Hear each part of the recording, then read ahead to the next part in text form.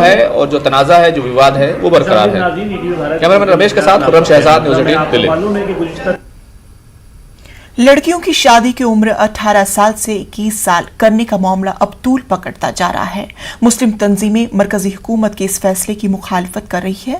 جمعیت العلماء ہند کے general secretary مولانا محمود مدنی نے کہا کہ 18 برس کی عمر میں ووٹ دینے کا حق حاصل ہے اور اگر کوئی ملک کی تعمیر میں حصہ لے سکتا ہے تو شادی بھی کر سکتا ہے. ہمارا کہنا یہ ہے کہ لڑکوں کی بھی 18 کر دینی چاہیے تھی.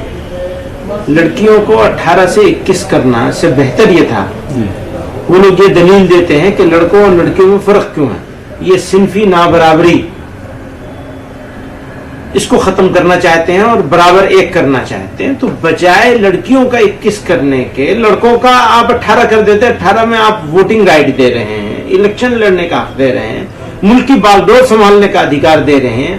مل سکتا ہے نا کسی کو 18 سال کے کسی لڑکے کو یا لڑکی کو اس ملک میں. تو پھر شادی کو کیوں رکاوٹ؟ برابری کریے ساری چیزوں میں. جب 18 میں آپ نے ووٹنگ رائٹ دیا ہے تو 18 میں شادی کرنے کا دیجیے. لڑکے کو آپ نے 21 کر رکھا تھا, وہ نابرابری تھی لڑکوں کے ساتھ, اس کو بھی کم کر کے 18 کر دیجیے. بس سیدھا سمپل علاج ہے. سوشل میڈیا پر آواز اٹھ رہی ہے کہ اس سے اور زیادہ کرائم بڑھ سکتا ہے لڑکیوں کے پہ. جو بھی ہو, بہت ساری خرابیاں ہیں, کیوں ڈیلے کریں گے؟ اگر کوئی خود سے نہیں کرنا چاہتا کوئی بات نہیں, لیکن آپ کی طرف سے بندش نہیں ہونی چاہیے. آپ نے 18 کر رکھا, ٹھیک ہے 18 رکھیے. چائلڈ میرج کی وجہ سے جو نقصان ہوتے ہیں اس نقصان سے سوسائٹی کو بچانا ہے, وہ ٹھیک ہے.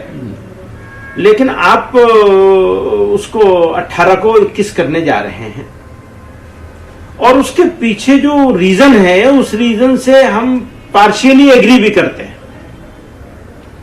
کہ ہاں صنفی نابرابری نہیں ہونی چاہیے, سب کو ایک سمان ادھیکار ہونے چاہیے.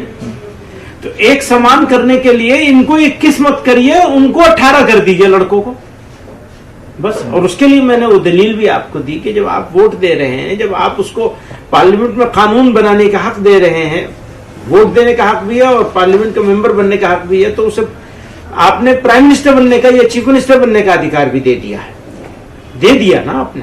تو پھر وہ اس کو یہ ساری چیزوں میں برابری کر دیجیے, 18 سال کر دیجیے. ایک دلیل یہ بھی دی جا رہی ہے کہ جو کمیٹی تھی سرکار کی کہ اس میں کپوشن کا ایک مسئلہ ہے, عدم غذائیت کا ایک مسئلہ ہے. دیکھیے عدم غذائیت کے مسئلے کا حل کرنے کے لیے آپ یہ کریں گے, اس سے بہتر ہے کہ عدم غذائیت کپوشن کا جو ایشو ہے اس کو ٹھیک سے ڈیل کیا جائے نا.